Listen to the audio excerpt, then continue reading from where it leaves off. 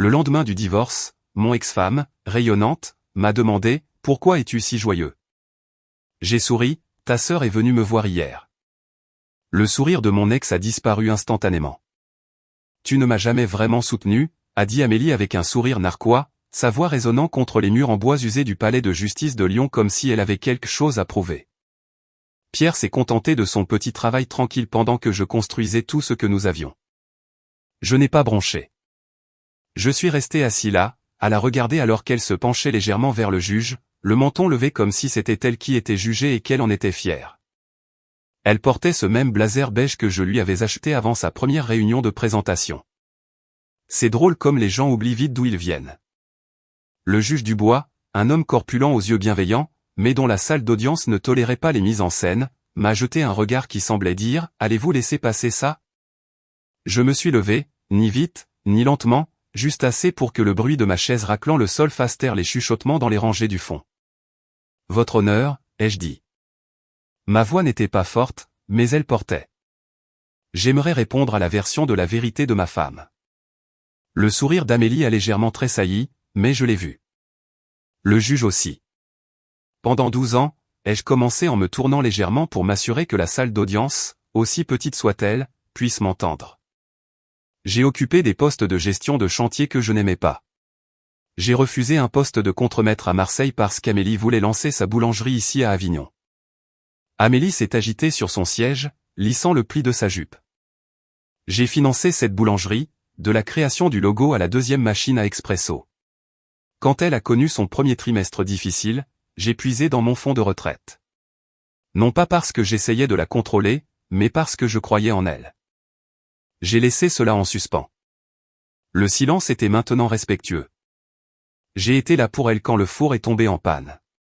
Quand son père est tombé malade, quand elle ne pouvait pas dormir à cause de l'anxiété, je la tenais dans mes bras. Quand elle a voulu changer de marque après un avis négatif en ligne, je suis resté éveillé des nuits entières pour l'aider avec les menus.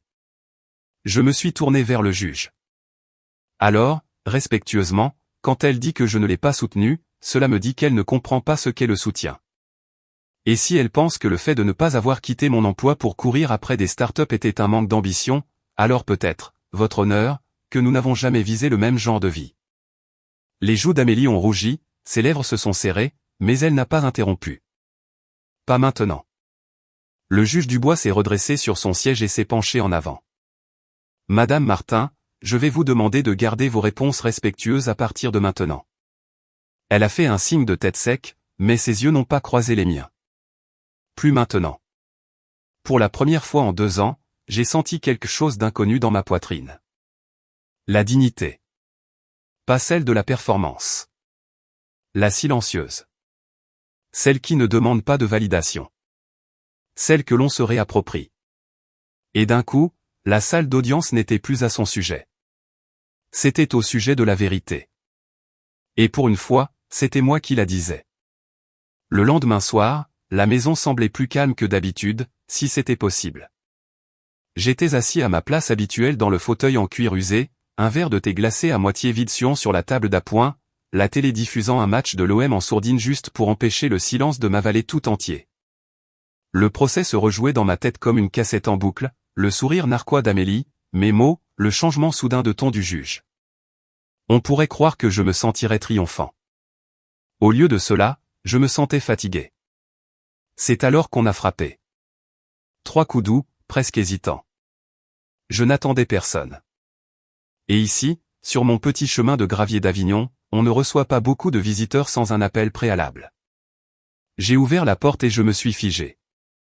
Chloé, la sœur cadette d'Amélie. Elle se tenait là en jean, un sweat à capuche bleu marine trop grand pour elle, et cette même énergie nerveuse qu'elle avait depuis l'université. Ses cheveux au burn étaient attachés en une queue de cheval désordonnée, et elle se mordillait la lèvre inférieure, quelque chose qu'elle faisait toujours quand elle se préparait à dire quelque chose de difficile. « Salut » a-t-elle dit doucement. « Je peux entrer une seconde ?» Je n'ai pas bougé. « Chloé, qu'est-ce que tu fais ici ?» Elle a changé de poids. « Je viens d'apprendre comment ça s'est passé hier. J'ai pensé que tu aurais peut-être besoin de quelqu'un à qui parler. » J'ai soupiré. « De qui ?»« Amélie. »« Non, a-t-elle dit rapidement. Enfin, si, je veux dire. Elle m'a appelé après le tribunal. Elle était secouée. Cela m'a fait ricaner. Bien, Pierre. Elle s'est avancée, mais j'ai levé la main. Chloé, je ne suis pas d'humeur pour une mission de sauvetage. Surtout pas de la part de quelqu'un de son camp. Je ne suis pas de son camp, a-t-elle dit. Sa voix s'est un peu cassée. J'ai regardé par-dessus son épaule le crépuscule grandissant, les arbres se pliant au vent, la lumière du porche vacillant. Puis je l'ai regardé à nouveau, l'inquiétude réelle dans ses yeux. Je détestais que ça ait l'air sincère. Quand même, ai-je dit, reculant vers la porte. Ce soir n'est pas le bon soir. Tu devrais partir. Elle n'a pas discuté, a juste hoché lentement la tête. Ses yeux sont tombés au sol. Et quand elle a relevé les yeux, j'ai vu la lueur de larmes non versées. Je n'essayais pas de prendre parti. Je m'inquiétais juste pour toi, mais si tu veux que je parte, d'accord. Elle s'est retournée et a commencé à marcher vers sa voiture, ses bottes crissant sur le gravier. La moustiquaire a sifflé quand je l'ai fermée, et le silence est revenu, plus fort que jamais. Je me suis rassis, mais je ne pouvais pas me détendre. Chaque minute s'étirait comme une punition. Sa voix, la façon dont ses épaules s'étaient affaissées en s'éloignant. Cela me hantait, et au fond de moi, je savais que j'avais été cruel. Vers 22h30, j'ai pris le téléphone. Je l'ai fixé pendant une longue minute avant de finalement taper son nom. Elle a répondu à la deuxième sonnerie. Allô, Chloé. C'est moi. Une pause. Je sais, a-t-elle dit calmement. Je n'aurais pas dû te parler comme ça. C'est bon. Non, ai-je coupé. Ce n'est pas bon. Tu es venu ici juste pour être gentil et je t'ai claqué la porte au nez comme un vieil homme aigri. Ce n'est pas moi. Elle n'a rien dit. Alors, j'ai continué. Je suppose que je portais tout ce poids. Et quand je t'ai vu, ça m'a semblé trop proche de tout ce que j'essaie d'oublier. Une autre pause. Puis sa voix, plus douce cette fois. Je comprends, vraiment. Et je suis désolé, aussi, pour tout ce qu'Amélie t'a fait subir. Cela m'a surpris, mais ça n'aurait pas dû. Chloé avait toujours été la plus silencieuse, la plus réfléchie. Quand nous étions une famille, elle ne prenait jamais parti, même quand elle aurait probablement dû le faire. J'aimerais te voir, ai-je dit avant de pouvoir y réfléchir à deux fois. Juste pour parler. Rien de spécial. Un café peut-être ? Elle a hésité. Je ne sais pas si Amélie. Je me fiche de ce que pense Amélie, ai-je dit plus fermement que prévu. Je veux te parler si c'est toujours d'accord. Silence, puis une faible respiration à travers le haut-parleur et sa voix, chaude et sans défense. D'accord, allons prendre un café. Le lendemain après-midi, je balayais le garage quand j'ai entendu le grondement de pneus sur le gravier. Je n'ai pas eu besoin de regarder. Ce moteur avait un son distinct, le genre de confiance cabossée que seule une voiture de luxe vieille de 10 ans pouvait avoir. Amélie. Je me suis essuyé les mains sur un chiffon et je suis sorti juste au moment où elle sortait du siège du conducteur, des lunettes de soleil perchées haut, coiffée comme si elle avait un endroit plus important où aller. Elle m'a fait un sourire. Large, contrôlé. Je suis juste là pour le reste de mes affaires, a-t-elle dit vivement. J'espère que je ne te dérange pas. C'était étrange, la gaieté dans sa voix, la façon dont elle balayait le porche du regard comme si c'était le décor d'une émission dans laquelle elle avait joué.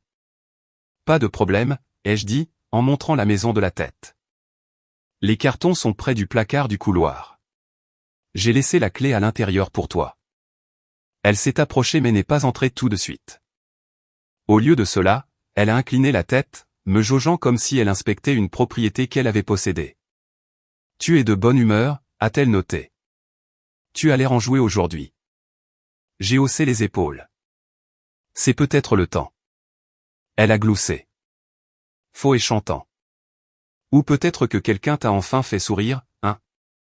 Je me suis retourné alors, la regardant droit dans les yeux. Ta sœur est passée hier.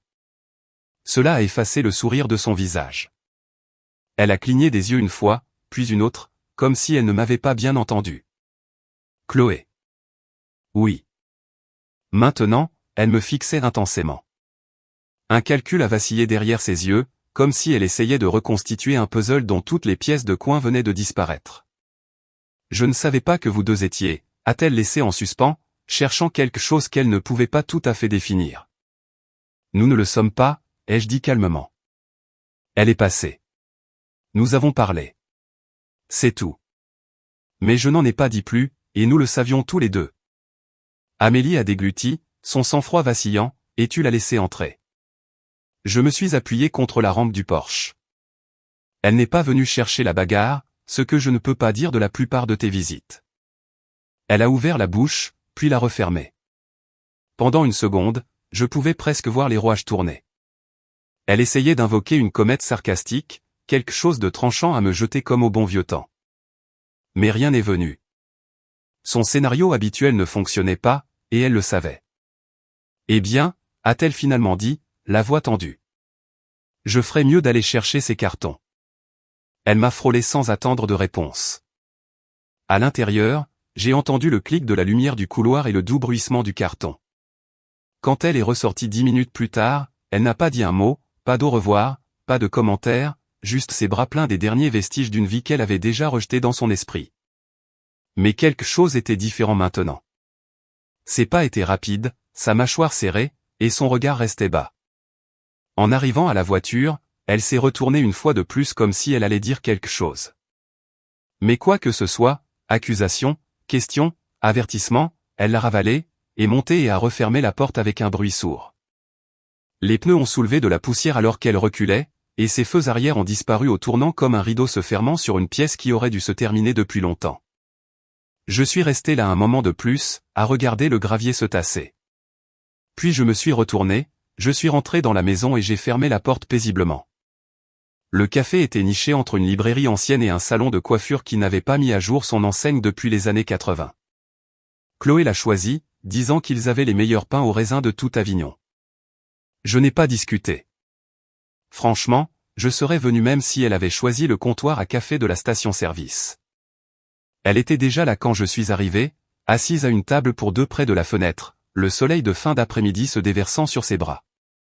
Elle portait une chemise en flanelle ample sur un débardeur, les manches retroussées jusqu'au coude, une paire de lunettes en écaille de tortue sur le bout de son nez alors qu'elle faisait défiler quelque chose sur son téléphone. Je suis resté là un peu plus longtemps que je n'aurais dû, à la regarder. Elle a levé les yeux et a souri. Vrai cette fois, pas forcé, pas superposé sous une performance comme ceux de sa sœur l'avaient toujours été. Salut, a-t-elle dit, désignant la chaise en face d'elle.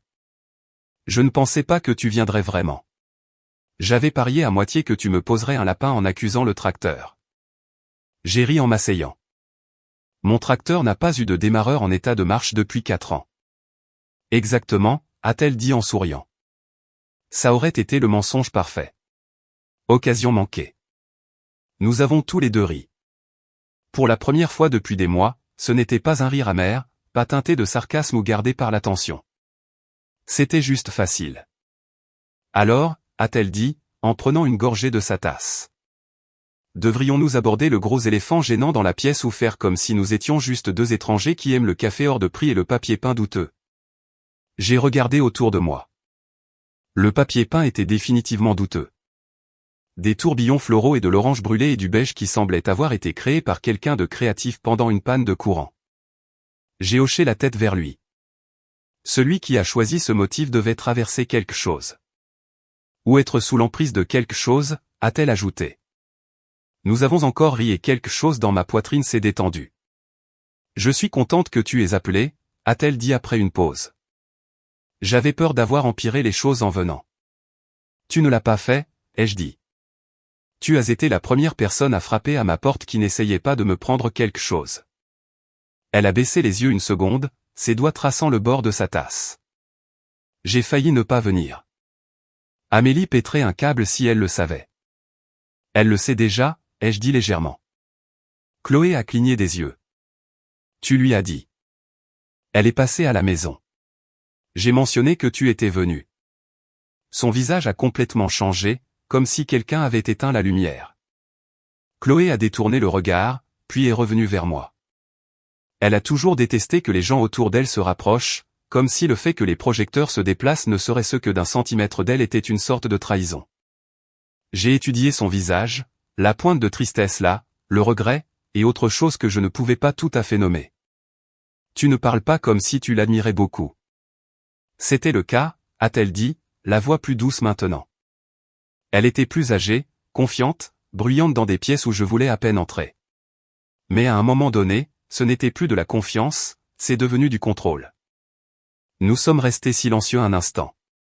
Le cliquetis des tasses et le faible bourdonnement des conversations comblant le silence. « Pourquoi restes-tu » ai-je demandé. « Pourquoi la défends-tu encore alors qu'elle ne le mérite pas ?» Chloé a regardé par la fenêtre. Je suppose que j'avais peur que si je ne la soutenais pas, il ne me resterait plus personne avec qui être. Ça a frappé plus fort que prévu. « Eh bien, ai-je dit, en poussant mon café. Tu n'es pas derrière elle aujourd'hui. » Elle m'a regardé alors. Vraiment ? Regardez. Non, je ne le suis pas. Nos regards se sont tenus un peu trop longtemps. Ce n'était pas romantique. Pas encore, mais ce n'était pas rien non plus. L'air entre nous a légèrement changé. Ce fil invisible qui court entre deux personnes, tendu au début, puis se détendant lentement en quelque chose de doux. Elle a souri. Alors, on partage un pain au raisin pour que je ne le mange pas en entier et que je ne me déteste pas plus tard ? Bien sûr, ai-je dit, mais seulement si j'ai le coin. La partie croustillante. Sa bouche s'est ouverte de façon spectaculaire. Tu es diabolique. J'ai souri. Et tu parles comme si tu n'avais pas déjà prévu de me donner ce morceau. Elle a tendu la main sur la table et a déchiré le pain au raisin en deux, laissant tomber le bord dans ma serviette avec une touche exagérée. Le café bougeait autour de nous. Les serveurs passaient. Les couples allaient et venaient, mais pendant ce petit moment, je ne me sentais pas comme un homme sortant tout juste d'un tribunal. Je me sentais comme quelqu'un qui recommençait à zéro, sans se précipiter dans quoi que ce soit, sans chercher une solution rapide, juste en train de commencer. Et pour la première fois depuis longtemps, cela semblait suffisant. La pluie avait tapoté les fenêtres tout l'après-midi, doucement d'abord, puis plus fort, comme si le ciel prenait progressivement son courage à deux mains pour crier. Le soir, le vent s'était levé, et les carillons de mon Porsche tintaient à chaque rafale. J'étais debout dans la cuisine, pieds nus, attendant que la bouilloire bout. Chloé était partie juste une heure plus tôt. Nous avions passé la majeure partie de la journée à organiser mon vieil atelier. Il s'est avéré qu'elle avait un talent caché pour l'étiquetage et pour me taquiner sur mes habitudes d'accumulation. Le genre de journée qui ne donne pas l'impression de guérir avant qu'elle ne soit terminée, et je me suis surpris à sourire sans raison. Puis le téléphone a sonné. Je me suis séché les mains sur un torchon, j'ai jeté un coup d'œil à l'écran. Le nom m'a serré l'estomac avant même que je ne le touche. Amélie. Pendant une seconde, j'ai pensé à le laisser sonner. Le laisser s'éteindre dans le silence comme tout ce qu'elle avait laissé derrière elle. Mais quelque chose en moi voulait entendre sa voix une dernière fois, ne serait-ce que pour me rappeler ce qui ne me manquait pas. Allô. Sa voix est passée. Trop douce, trop désinvolte. Salut, étranger. Je me suis adossé au comptoir.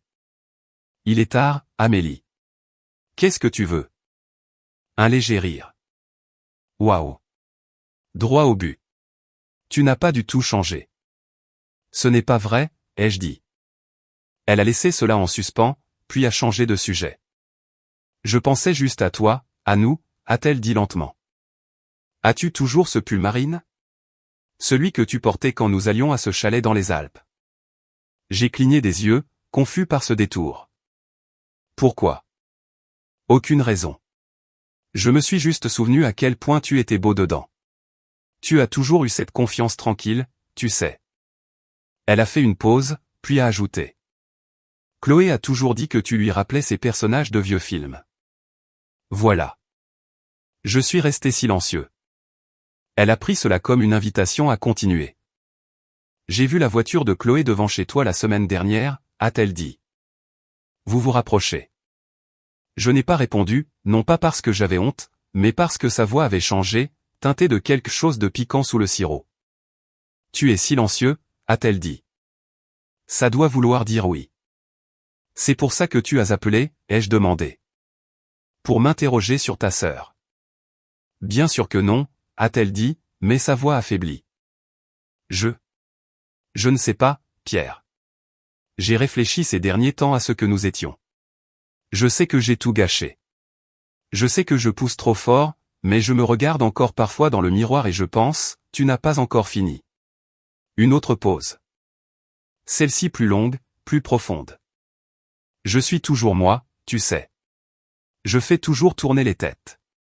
Je me souviens encore comment faire en sorte qu'un homme se sente vu. Peut-être que nous avons abandonné trop vite. Un éclair a zébré le ciel. Le tonnerre a suivi, fort et grondant. J'ai fixé la fenêtre une longue seconde avant de répondre. Amélie. Elle a retenu son souffle. Je pouvais le sentir à travers la ligne. Cette porte est fermée. Je l'ai dit comme ça. Son silence a été immédiat. Puis, waouh, c'est définitif. Ça l'est. J'ai attendu la tempête de mots. Je pensais qu'elle allait hurler. La colère, la fierté blessée, mais rien n'est venu. Seulement un léger ricanement essoufflé. Eh bien, je suppose que tu as enfin trouvé du courage. Je n'ai pas pris la peine de me défendre. Elle a soupiré plus longtemps cette fois. Fatiguée. D'accord.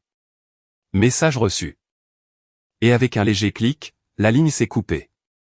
Je suis resté là, le téléphone toujours à la main, alors que la pluie martelait le toit plus fort. Maintenant, la maison semblait calme, solide, non pas à cause du silence, mais parce que pour la première fois, je n'essayais pas de le combler avec ce que j'avais perdu. Cette tempête dehors. Elle pouvait faire rage toute la nuit si elle le voulait. J'étais enfin au sec à l'intérieur. On a frappé tôt, trop tôt pour un dimanche. J'avais à peine pris ma première gorgée de café quand j'ai ouvert la porte d'entrée pour trouver Chloé debout là, trempée par la bruine, les épaules rentrées comme si elle se préparait à quelque chose de plus lourd que le temps. Elle n'a pas dit un mot au début, a juste brandi son téléphone. Je me suis écarté silencieusement et elle est entrée sans me regarder, ses bottes grinçant sur le parquet. Ses mains tremblaient. Ça a commencé hier soir, a-t-elle dit à voix basse. Je ne l'ai même pas vu tout de suite. Ma collègue m'a envoyé un message, m'a demandé si j'allais bien. Elle a tourné l'écran du téléphone vers moi. Je l'ai parcouru. Une capture d'écran d'un texto de groupe, une discussion Facebook locale. Le nom d'Amélie attaché à un commentaire qui m'a tordu l'estomac. J'espère juste que ma sœur ne découvrira pas que Pierre voit quelqu'un d'autre dans son dos. Triste de la voir tomber amoureuse d'un homme qui n'a pas changé. J'ai posé le téléphone avec précaution sur la table, puis j'ai regardé Chloé. Elle ment, ai-je dit catégoriquement. Chloé n'a pas bronché. Je sais. Mon cœur s'est serré. Tu me crois. Elle a hoché la tête instantanément. Je te connais et je la connais. Ce mélange quand elle perd le contrôle, elle essaie d'entraîner les gens avec elle. J'ai passé une main sur ma mâchoire, sentant déjà le mal de tête se former derrière mes yeux. Elle n'essaie pas de revenir. Elle essaie de briser ce que je suis en train de construire. Je me fiche de ce qu'elle dit, a dit Chloé. Laisse-la publier, chuchoter, inventer des histoires. Je m'en fiche. Je sais ce que nous avons construit, et je ne la laisserai pas l'empoisonner. Je l'ai regardée, trempée, les cheveux frisés, sans maquillage, le téléphone vibrant toujours sur la table, et tout ce que je pouvais penser était, elle est venue quand même. Elle aurait pu douter de moi, tout remettre en question, s'en aller comme sa sœur l'avait toujours fait quand les choses ne se passaient pas comme prévu. Mais Chloé, elle a campé sur ses positions. Tu n'as même pas demandé quelle était la rumeur, ai-je dit doucement. Elle a eu un rire sec. Parce que ça n'a pas d'importance. Elle déforme la vérité depuis que nous sommes enfants. Tu aurais pu me dire que c'était quelque chose de pire et je ne l'aurais toujours pas cru. J'ai expiré lentement, le genre de souffle qui emportait des jours de tension dans sa libération. Alors laisse-la parler, ai-je finalement dit. Laisse-la montrer à la ville qui elle est vraiment. Chloé s'est dirigée vers la fenêtre, a croisé les bras et a regardé le brouillard qui roulait sur la cour. Elle ne va pas s'arrêter, a-t-elle dit. Tu le sais, n'est-ce pas? Je le sais, ai-je dit. Mais je sais aussi qu'elle ne me fait plus peur. Quand elle s'est retournée vers moi, ses yeux s'étaient adoucis. La colère était toujours là, bien sûr, mais en dessous se trouvait quelque chose de plus fort, de plus stable. Nous ne sommes pas comme elle, a-t-elle dit. Nous n'incendions pas les choses quand nous avons peur. Non, ai-je dit. Nous reconstruisons. C'était en fin d'après-midi que je l'ai repéré. Sac à main en cuir rouge se balançant à son épaule comme à un signe de droit. Lunettes de soleil perchées au même si les nuages n'avaient pas laissé passer le soleil de toute la journée. Elle sortait d'un café-boutique près du palais de justice, un café glacé dans une main et un air suffisant sur le visage comme si elle venait de gagner quelque chose qu'elle n'avait pas mérité. J'ai garé le camion à mi-chemin du parking, je suis sorti et j'ai marché droit vers elle. Amélie s'est figée dès qu'elle m'a reconnu. Pierre, a-t-elle dit, les sourcils levés. Est-ce une coïncidence ou un homme avec des affaires inachevées? Je me suis arrêté à 1 mètre d'elle, les bras croisés. Tu as beaucoup de culot. Elle a eu un petit rire essoufflé et a siroté sa paille. Je dirais la même chose. Tu as été bien occupé avec Chloé, de toutes les personnes. Je ne suis pas ici pour parler de Chloé, ai-je dit d'un ton égal. Je suis ici parce que tu as dépassé les bornes. Elle a penché la tête. Oh, le message, s'il te plaît. Je n'ai nommé personne. Non, ai-je dit, mais tu t'es assuré que tout le monde puisse remplir les blancs. Le sourire d'Amélie a légèrement glissé. Si les gens font des liens, c'est leur problème. Non, ai-je répété plus fermement. C'est ton problème. Tu n'as pas le droit de détruire la vie de quelqu'un parce que tu ne supportes pas d'être ignoré. Elle a ricané. Tu penses que c'est de la jalousie? Que je veux te récupérer? Je n'ai pas répondu. Je n'en avais pas besoin. Elle s'est approchée d'un pas, la voix baissée. Chloé n'est pas assez forte pour toi. Elle a toujours été une ombre, une suiveuse. Tu penses avoir trouvé quelque chose de nouveau, mais soyons honnêtes, elle ne te met pas au défi. Pas comme moi. Je l'ai regardé, silencieux pendant un long moment. Puis je l'ai dit, cool. Final, vrai. Le serpent est resté, et maintenant tout le monde le voit. Elle a cligné des yeux, sa bouche s'est ouverte comme si elle avait quelque chose de près, quelque chose d'intelligent, quelque chose de cruel, mais aucun son n'est sorti. Pour la première fois, Amélie Martin n'avait pas de mots. J'ai reculé. C'est la dernière fois que nous parlons. Tu t'approches de Chloé à nouveau. Tu lances une autre campagne de rumeurs. Je rends tout public. Capture d'écran, chronologie, tout. Tu penses avoir perdu le contrôle avant? Je m'assurerai qu'il ne te reste plus rien à déformer. Sa mâchoire s'est crispée, mais elle n'a pas bougé. N'a pas parlé. Est juste restée là au milieu de ce parking, entourée de voitures et d'étrangers et d'une vérité qu'elle n'aurait jamais cru que j'apprendrais à dire à voix haute. Tu étais la tempête, ai-je dit doucement. Mais maintenant tu n'es plus qu'un bruit usé. Je me suis retourné et je suis parti. Je n'ai pas regardé en arrière. Je n'en avais pas besoin. Quelque part derrière moi, je savais qu'elle était toujours là, silencieuse pour une fois. Pas parce qu'elle n'avait pas de répartie, mais parce qu'elle comprenait enfin qu'elle n'était plus aux commandes, et que je n'étais plus à elle pour être détruit. Ce soir-là, le ciel était encore meurtri par la tempête de tout à l'heure, jetant une brume violacée à travers les fenêtres. J'avais allumé un feu, non pas pour la chaleur, mais parce que le crépitement donnait à la maison l'impression d'être moins un endroit qui contenait autrefois les échos de quelqu'un d'autre. Chloé était assise, recroquevillée au bout du canapé, les genoux repliés sous elle, les mains enroulées autour d'une tasse ébréchée que je n'avais pas eu le cœur de jeter. J'étais en face d'elle dans le fauteuil, le silence entre nous confortable jusqu'à ce qu'il ne le soit plus. Elle avait été plus silencieuse que d'habitude depuis mon retour après avoir confronté Amélie. J'ai finalement demandé, ça va? Elle n'a pas levé les yeux tout de suite. Au lieu de cela, elle a fixé le feu comme s'il pouvait avaler ce qu'elle avait besoin de dire. Quand elle a parlé, sa voix a à peine traversé l'espace entre nous. Il y a quelque chose que j'aurais dû te dire il y a longtemps. Je me suis penché en avant lentement. D'accord. Chloé a posé sa tasse, les mains tremblantes maintenant. À l'époque où toi et Amélie étiez mariés, je savais qu'elle te trompait. Pas tous les détails, mais assez. Elle ne le cachait même pas si bien que ça. Parfois, elle s'en vantait. J'ai cligné des yeux, pris entre la douleur et l'incrédulité. Tu savais. Ses yeux se sont instantanément remplis de larmes. Pas tout, Pierre. Je ne connaissais pas les noms ni depuis combien de temps ça durait, mais j'en ai assez entendu. Elle parlait de soirées amusantes avec des clients ou de la façon dont certains hommes avaient juste besoin d'attention. Au début, je pensais que c'était juste elle qui était dramatique, mais ensuite. Elle a fait une pause, déglutissant difficilement. Ensuite, j'ai vu les messages. Elle a laissé son téléphone ouvert une fois à un repas de Noël et j'en ai vu un. Juste un. C'était suffisant. Chloé a enfoui son visage dans ses mains. Sa voix s'est cassée. Je n'ai rien dit. J'avais peur. Peur de faire exploser la famille. Peur qu'elle me coupe les ponts. Peur que tu ne me crois pas. Et puis, quand tout s'est effondré de toute façon, la culpabilité est restée dans ma poitrine comme une pierre.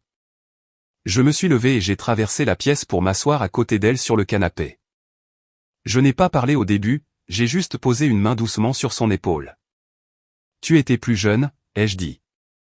Et tu étais sous sa coupe, tout comme moi. Ce genre de peur, c'est réel. Elle a reniflé, les yeux rouges. Mais j'aurais pu l'arrêter plus tôt. J'aurais pu. Non, ai-je dit fermement. Tu n'as pas apporté ses péchés. Elle a fait ses choix. Pas toi. Nous sommes restés silencieux un moment. Puis elle a levé les yeux vers moi, hésitante. J'ai toujours ce téléphone, a-t-elle dit. Il pourrait y avoir certains des anciens messages dessus. Elle n'a jamais su que j'avais fait une capture d'écran de celui-là. Juste au cas où. J'ai haussé un sourcil. Juste au cas où. Je ne sais pas, a-t-elle dit avec un sourire fatigué. Peut-être qu'au fond de moi, je savais que ce jour viendrait. Nous sommes allés chez elle, à quelques rues de là, et avons fouillé dans une caisse de rangement dans le placard de son couloir. Le téléphone était là, enveloppé dans une écharpe délavée. Il s'est à peine allumé, mais il a fonctionné. Et bien sûr, c'était là. Une capture d'écran datant de 2 ans. Un message de quelqu'un nommé Marc. Gala de charité. Tu as de la chance que ton mari soit ignorant. Cette nuit à l'hôtel, la meilleure erreur que j'ai faite depuis des années. Et la réponse d'Amélie, claire comme le jour. Crois-moi, il est plus utile quand il ne sait pas. Je satisfais mes besoins et il continue de payer les factures de la boulangerie. Gagnant-gagnant. Mon estomac s'est retourné, mais je n'ai pas détourné le regard. Elle a vraiment dit ça, ai-je marmonné. Chloé a juste hoché la tête solennellement. Nous avons transféré l'image sur mon ordinateur portable. Je ne me suis pas précipité. Je n'ai pas rédigé une longue légende ni ajouté de l'huile sur le feu, j'ai juste posté ça sur un petit groupe Facebook local, les voisins et Actus d'Avignon, avec une seule ligne, la réputation de tout le monde n'est pas méritée. Certaines ne sont que des mensonges bien entretenus. En 1 heure, le message avait plus de 60 commentaires, la moitié provenant de personnes qui prétendaient avoir vu Amélie avec quelqu'un d'autre. D'autres la défendaient. Mais ça n'avait pas d'importance, parce que maintenant le fil s'était détaché et le pull se défaisait. Chloé était assise à côté de moi sur le canapé, les jambes croisées sous elle, la tête reposant légèrement contre mon bras. « Ça va » a-t-elle demandé. J'ai hoché la tête lentement. Maintenant, oui. Cela faisait un moment que mon jardin n'avait pas connu autre chose que le silence. Le barbecue était en marche. De la musique country jouait doucement depuis une enceinte Bluetooth près du porche, et l'odeur de fumée de bois flottait à travers les arbres comme une invitation chaleureuse. Je n'avais rien organisé depuis avant la séparation. À l'époque où Amélie organisait les listes d'invités comme si elle planifiait un événement de presse, pas une réunion de quartier. C'était différent. Assiette en carton, chaise pliante. Chloé pieds nus sur l'herbe, riant avec quelques-unes des dames de son bureau. Elle portait une robe d'été ample, les cheveux attachés, pieds nus et rayonnante, complètement à l'aise. Et moi? Je retournais des hamburgers et je souriais vraiment sans y penser. Quelques copains de mon ancienne équipe étaient venus. 2 avaient amené leurs enfants, qui se couraient maintenant après dans le jardin avec des mains collantes de bâtonnets glacés. Je ne me souvenais pas de la dernière fois que les choses avaient semblé si faciles. Légères. C'est alors que j'ai vu le SUV argenté s'arrêter près de la courbe de gravier. La musique ne s'est pas arrêtée, mais mon cœur si. Amélie est sortie comme si elle venait de traverser une tempête en courant et avait oublié d'apporter un parapluie ou sa dignité. Ses cheveux étaient frisés, son maquillage inégal, et son expression déséquilibrée. Chloé l'a vu au même moment que moi. Les conversations ont commencé à ralentir. Amélie a traversé la pelouse comme si le sol sous ses pieds lui appartenait encore. « Chloé » a-t-elle appelé, la voix stridente et coupant le bourdonnement des conversations. « Comment oses-tu » Chloé n'a pas bougé, est juste restée droite, les bras détendus, le regard fixe. « Tu penses que je n'allais pas découvrir que c'était toi qui avais fait fuiter cette capture d'écran » Les yeux d'Amélie ont brillé d'une lueur sauvage. « Tu as trahi ta propre sœur, pourquoi ?»« Ça ?» Elle m'a montré du doigt comme si j'étais une vieille affaire dont elle regrettait de s'être débarrassée. J'ai posé la spatule lentement et délibérément et je me suis approché, me plaçant entre elles. « Amélie » ai-je dit d'un ton égal. « Tu n'es pas la bienvenue ici. » Elle a éclaté d'un rire sans joie. « Bien sûr que non. Pourquoi le serais-je ? Pas après la fête de pitié que tu t'es organisée dans toute la ville. »« Pars » ai-je répété, calme, mais plus fort. Elle s'est tournée vers la foule maintenant, la voix s'élevant. « Vous ne le voyez pas, n'est-ce pas ? Il n'est pas celui que vous pensez. Chloé n'est pas douce. Elle est juste assez silencieuse pour s'en tirer. Et Pierre, elle m'a regardé avec un ricanement. Il va tout regretter quand cette nouvelle chose brillante commencera à ressembler au gâchis qu'elle est vraiment. » Personne n'a parlé. Pas un souffle. Juste le faible sifflement du barbecue et le léger bourdonnement des mouches près de la poubelle. J'ai fait un pas en avant. Juste un pas. Assez pour faire taire le peu de combativité qui lui restait. « Amélie » ai-je dit, la voix basse, stable, finale.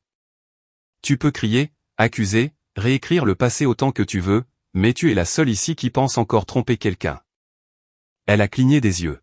« Tu as incendié ce que nous avions. » Chloé n'a pas allumé cette allumette. C'est toi. Et maintenant que la fumée s'est dissipée, les gens te voient enfin pour qui tu es. J'ai regardé autour de moi dans le jardin. Personne ne la défendait. Personne ne prononçait son nom. Même les enfants avaient cessé de courir. La bouche d'Amélie s'est ouverte, mais aucun son n'est sorti. Ses yeux ont balayé les visages, désespérés de trouver ne serait-ce qu'une personne qui ait l'air sympathique. Personne. Elle s'est retournée vers moi, sa voix tenant à peine. « Tu le regretteras. »« Je l'ai déjà regretté, » ai-je dit. « Mais plus maintenant. » Et puis elle a fait ce que je ne l'avais pas vu faire depuis des années. Elle a reculé. Pas de réplique cinglante, pas de coup de grâce. Elle s'est juste retournée, a marché vers sa voiture avec les épaules raides, et a claqué la porte plus fort qu'elle ne le voulait probablement. Elle a démarré sur les chapeaux de roue comme si elle voulait laisser des traces de pneus derrière elle, comme si quelqu'un allait la poursuivre. Personne ne l'a fait. Le silence a persisté un moment, mais ensuite Chloé est venue à côté de moi, sa main frôlant la mienne, et un des enfants a crié « Tu as oublié le fromage ». Les rires ont repris, lentement, naturellement. Je me suis retourné vers le barbecue. Maintenant, ai-je dit avec un sourire narquois. Qui veut son burger bien cuit comme un casier judiciaire ? La foule a éclaté de rire et Chloé s'est penchée près de moi, me chuchotant à l'oreille. Je suis fier de toi. Je ne l'ai pas regardé. J'ai juste retourné le prochain burger, le cœur calme, le sourire vrai. Moi aussi. 6 mois. C'est le temps qui s'était écoulé depuis le barbecue, depuis la dernière scène d'Amélie, depuis que la porte s'était enfin vraiment fermée. Et pendant ce temps, quelque chose d'étrange s'est produit. J'ai arrêté d'attendre que le ciel me tombe sur la tête. Chloé avait emménagé lentement, petit à petit. D'abord ses tasses à café, puis sa poêle en fonte préférée, et finalement ses plantes, dont la moitié que je ne peux toujours pas nommer, mais que j'ai appris à arroser comme une horloge. Nous n'avons jamais eu de grandes discussions sur ce que nous sommes. Nous le sommes juste devenus, naturellement, progressivement. Nos matins étaient calmes de la meilleure façon possible. Elle fredonnait en versant son thé. Je faisais les œufs. Certains jours, nous échangions. Elle brûlait le pain grillé. Je faisais semblant de ne pas le remarquer. Il y avait des promenades après le dîner sur ce chemin de gravier, sa main enroulée autour de mon bras. Notre rythme tranquille. Le monde semblait enfin ne plus nous courir après. Je n'avais pas ri comme ça depuis des années. Pas le rire poli du genre, je comprends la blague, mais le rire profond qui secoue la poitrine et qui vient quand quelqu'un sait exactement comment abattre vos murs. Elle lisait au lit la plupart des soirs, cornant toujours les pages, ce que je détestais avant, mais que je trouvais maintenant secrètement charmant. Parfois, je faisais semblant de dormir juste pour entendre sa voix alors qu'elle lisait à voix haute un paragraphe qu'elle aimait. Elle faisait ça. Trouvait de la joie dans les petites choses. Faisait ressortir ça en moi aussi. Je me surprends à sourire en pliant le linge ou en réparant une moustiquaire. Juste sourire parce que la paix avait cessé d'être une visiteuse. Et mon téléphone, il est resté silencieux. Plus d'Amélie, plus de tension, plus d'attente d'une guerre qui redémarre. Parfois, nous parlons d'elle, Chloé et moi, brièvement, doucement, non pas pour nous y attarder, mais pour nous rappeler le chemin parcouru. Un dimanche, alors que nous repeignions la chambre d'amis en verso doux, Chloé s'est arrêtée au milieu d'un coup de pinceau et m'a regardé. Tu sais, c'est ce que les gens veulent dire quand ils parlent d'un bon genre d'ennui. J'ai ri. Je pensais que la paix n'était que le calme entre les tempêtes. Elle a regardé, une petite tache de peinture sur la joue. Et maintenant? Maintenant, je sais que c'est une lumière de Porsche laissée allumée, quelqu'un qui lit à côté de toi, une main qui cherche la tienne sans demander. Elle a souri, puis m'a jeté un chiffon imbibé de peinture, poétique et doué avec un rouleau. J'ai vraiment touché le jackpot. Ne sois pas arrogante, ai-je dit en le lui renvoyant. La pièce s'est remplie de rire, et pour la 100e fois, j'ai réalisé que ce n'était pas une seconde chance. C'était la première fois que je faisais vraiment les choses bien. La terrasse donnait sur le lac d'Annecy, l'eau calme et argentée sous un ciel pâle. Les chaises étaient alignées en 2 rangées nettes. Les amis et la famille étaient réunis dans un silence de costumes en lin et de robes à fleurs. La seule musique venait du vent qui soufflait dans les arbres et de l'appel occasionnel d'une corne de bateau lointaine. Chloé se tenait à côté de moi dans une simple robe blanche, les cheveux détachés, pieds nus sur le pont en bois chaud. Elle avait refusé le grand voile, l'allée, le spectacle. Je veux la paix, avait-elle dit, pas une performance. Je comprenais cela plus que quiconque. L'officiant venait de nous tendre le certificat de mariage à signer quand une agitation s'est fait sentir près du bord de la pelouse. Une voix plus aiguë que les autres. Familière. Amélie. Je n'ai pas eu besoin de me retourner. Je connaissais ce ton, cette urgence saccadée mêlée de désespoir. Ma colonne vertébrale ne s'est même pas raidie cette fois. Je dois lui parler, a-t-elle crié. Il voudra me voir. L'agent de sécurité, un homme plus âgé et tranquille nommé Henri que j'avais engagé auprès de l'Union fédérale des anciens combattants, est resté ferme. Madame, vous n'êtes pas sur la liste. J'étais sa femme. Il n'a pas bronché. Vous ne l'êtes plus. Un silence a suivi. J'ai imaginé sa bouche s'ouvrir, cherchant l'un de ces vieux trucs. Une larme, une affirmation dramatique, une menace.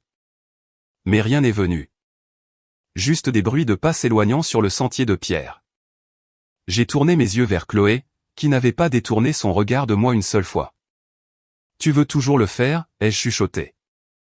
Elle a souri. Maintenant plus que jamais. Nous avons signé le papier. Pas de grands applaudissements. Pas de flash d'appareil photo, juste un baiser, un cœur de sourire chaleureux, et le doux clapotis des vagues derrière nous. Aucune ombre ne nous a suivis en remontant l'allée, seulement la lumière. Et c'est la fin de l'histoire. Je pense encore au moment où Chloé a choisi de garder cette capture d'écran du message d'Amélie, avant même de savoir si elle l'utiliserait un jour.